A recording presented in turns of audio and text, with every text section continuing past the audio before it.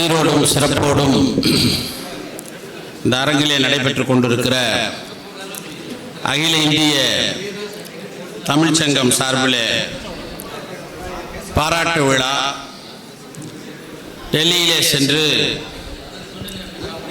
தமிழர்களுக்காகவும் தமிழ் நலனுக்காகவும் முக்கியமான கோரிக்கைகளை 3 கோரிக்கைகளை வைத்து உண்ணாநிலை போராட்டத்தில் கலந்து கொண்டு வந்த உடனே அவர்களை பாராட்டுகின்ற வகையிலே விழாவாகவும் இன்றைக்கு இருக்கின்ற முத்தமிழறிஞர் தலைவர் கலைஞர் அவர்களுடைய அரசிலே முத்தாய்ப்பாக இருக்கின்ற நமது தமிழக முதல்வர் அவர்களால் 7.5% மாணவர்களுக்கு இடஒதுக்கீட்டிலே மருத்துவத்துறையிலே இடத்தை பெற்றுக் கொடுத்து அதிலே வெற்றி பெற்றிருக்கிற இணைந்திருக்கிற படித்துக் கொண்டிருக்கிற அந்த மாணவர்களுக்கு பாராட்டுகின்ற வகையிலே 2 பெரும் விழாவாக நடந்து கொண்டிருக்கிற இந்த விழாவிற்கு தகுதியான தலைமையாக அருமை சகோதரர் கொரடா கோவி செழியன் அவர்களே, நேரத்தினை கருதி மேடையில் இருக்கிற சான்றோர் பெருமக்களே, பாராட்டினை பெற்றிருக்கிற கவிஞர் பெருமக்களே, கவிஞர்களே, இந்த நிகழ்ச்சியை சீரோடும் சிறப்போடும் முன்னின்று செய்திருக்கிற கோவிந்தராஜ் அவர்களே, ஐயா கலையரசன் உள்ளிட்ட அனைவருக்கும் எனது பணிவான வணக்கம். நான் இந்த அரங்கிலே பல்வேறு நிகழ்ச்சியிலே தொடர்ந்து கலந்து கொண்டிருக்கிறேன், பேசிக் கொண்டிருக்கிறேன். இங்கே நமது அருமை சகோதரர் கொரடா அவர்கள் பேசுகின்ற கருத்தினை நீங்கள் முழுமையாக கேட்க வேண்டும், உள்வாங்க வேண்டும், அதன் வழி நடக்க வேண்டும் என்ற பேராவலே என்னுடைய உரையை சுருக்கமாக முடித்துக் கொள்ள விரும்புகிறேன்.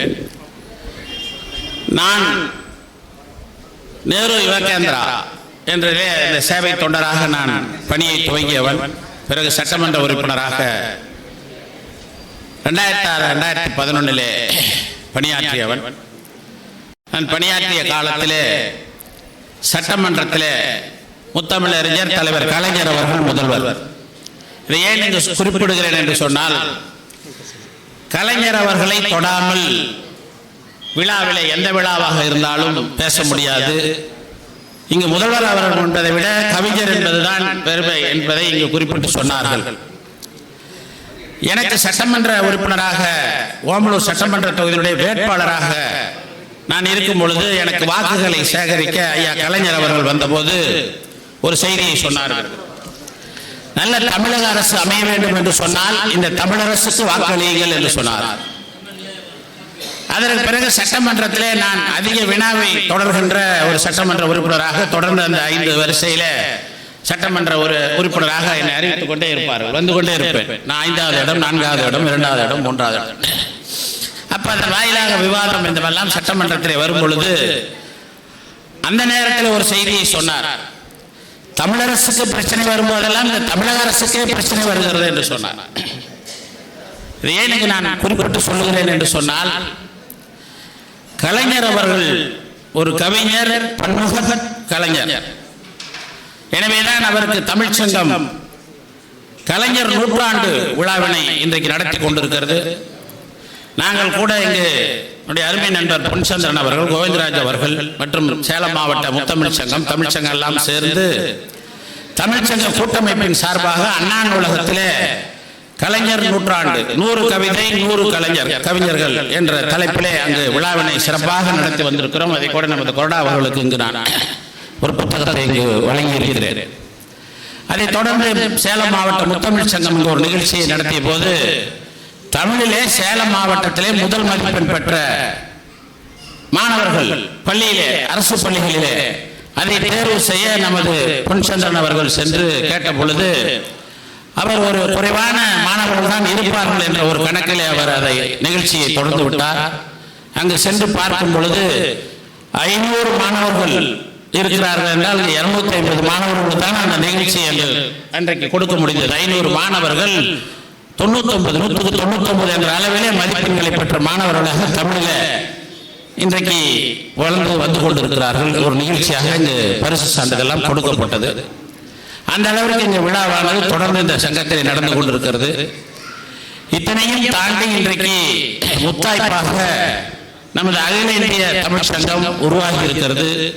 அதன் சார்பாக இங்கு டெல்லியிலே நல்ல கோரிக்கைகளை வைத்து நல்ல நிகழ்வாக நடத்தி பாராட்டுகள் நடந்திருக்கிறது. என்னுடைய வருத்தம் எல்லாம் நான் ஒவ்வொரு மேடையிலும் இருக்கும் போதெல்லாம் எனக்கு இந்த மேடையில கூட அந்த மனசுல இருந்தது. நான் பார்த்த வகையிலே தமிழ் கவிஞர்கள் மிகவும் வறுமையிலே இருக்கிறார். தமிழ் சங்கங்களை நடத்த முடியாத நிலையிலே இருக்கிறார். நமது அருமை சகோதரர் பொன்சந்திரன் அவர்கள் கூட தமிழ் சங்கம் நடத்த வேண்டும் என்று என்னிடத்திலே அணுகிய போது ஓமலூர் தமிழ் சங்கம் அந்த முதல் கூட்டத்திலே நான் இந்த செய்தியை குறிப்பிட்டு சொன்னேன். பொருளாதார ரீதியாக இந்த ஓமலூர் தமிழ் சங்கத்தை வளர்த்துவதற்கு முழு பொறுப்பனையும் நானே ஏற்றுக்கொள்கிறேன் என்று நான் அங்கு சொன்னேன். இந்த சேலம் மாவட்ட முத்தமிழ் சங்கம் நிகழ்ச்சிக்கு கூட 10,000 ரூபாய் ஒவ்வொரு நிகழ்ச்சிக்கும் நான் மாவட்ட சங்கம் நடத்தும் போது நான் நன்கொடையாக வழங்குகிறேன் என்ற செய்தியும் சொன்னேன். ஏன் என்று குறிப்பிட்டு சொல்கிறேன் என்று சொன்னால், தமிழ் சங்கம் நடத்துபவர்களுக்கும் கவிஞர்களுக்கும் நம்மளை போன்ற ஒரு நல்ல நிலையிலே பொருளாதாரத்தில் இருக்கிற தொழிலதிபர்கள் இல்ல முக்கிய பிரமுகர்கள் அவர்களுக்கு புத்தக வெளியிடுவதற்காக இருந்தாலும் தமிழ் சங்க நிகழ்வுகள் நடத்துவதாக இருந்தாலும் எல்லா நிலையிலும் அவர்களுக்கு நாம் உறுதுணையாக துணையாக இருக்க வேண்டும் என்ற நேரத்திலே நான் கேட்டுக்கொள்கிறேன்.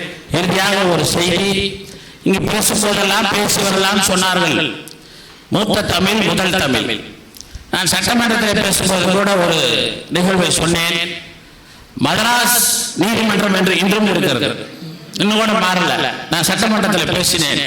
சென்னை உயர் நீதிமன்றம் என்று மாற்றப்பட வேண்டும், தமிழக அரசு அதற்கான முயற்சி எடுத்துக்கொள்ள வேண்டும் என்று நான் சொன்னேன். துரைமுருகன் அமைச்சர் சட்டத்துறை அமைச்சர் எழுந்து சொன்னார், உச்ச நீதிமன்ற நீதிபதியிடத்திலே பேசுகிறோம், பேசி அதற்கான முயற்சியை எடுக்கிறோம், செய்வோம், செய்து தருவது அரசு என்று சொன்னார். ஆனால் இன்றைக்கு நமது தமிழக அரசு இருக்கிறது, இன்றும் அதே மதராஸ் உயர் நீதிமன்றம் தான் இருக்கிறது. நமது அருமை சகோதரர் குருநாதர்கள் இங்கு பேசுகின்ற கோரிக்கைகள் எல்லாம் குறிப்பினை எடுத்து முதலிடத்தில் கொடுத்து அங்கே சட்டமன்றத்தில் கோரிக்கை வைக்கின்ற ஒரு நிலையிலே இன்றைக்கு இருந்து கொண்டிருக்கிற காரணத்தினாலே அவருக்கு இந்த வேண்டுகோளை நான் முன்னாள் சட்டமன்ற உறுப்பினர் என்ற முறையிலே வைக்கிறேன். மதராஸ் உயர் நீதிமன்றம் சென்னை உயர் நீதிமன்றம் என்று மாறப்பட வேண்டும். இன்னும் அரசு பலகைகள் எல்லாம் தமிழில் இருக்க வேண்டும் என்று இன்று கூட நமது அருமை சகோதரர் சாமிநாதன் அமைச்சர் அவர்கள் சொல்லிக்கொண்டே இருக்கிறார்கள். நாம் ஏன் சொல்ல வேண்டும்? அவர்கள் உரிமம் பெற வேண்டும் என்று சொன்னால் தமிழில் பெயர் வைத்தால் தான் உரிமம் கிடைக்கும் என்ற ஒரு சட்டத்தை போடுவோம் என்று சொன்னால் அவர்கள் எப்படி தமிழ் இல்லாமல் எழுத வேண்டும்? மிக வேதனையான செய்தி.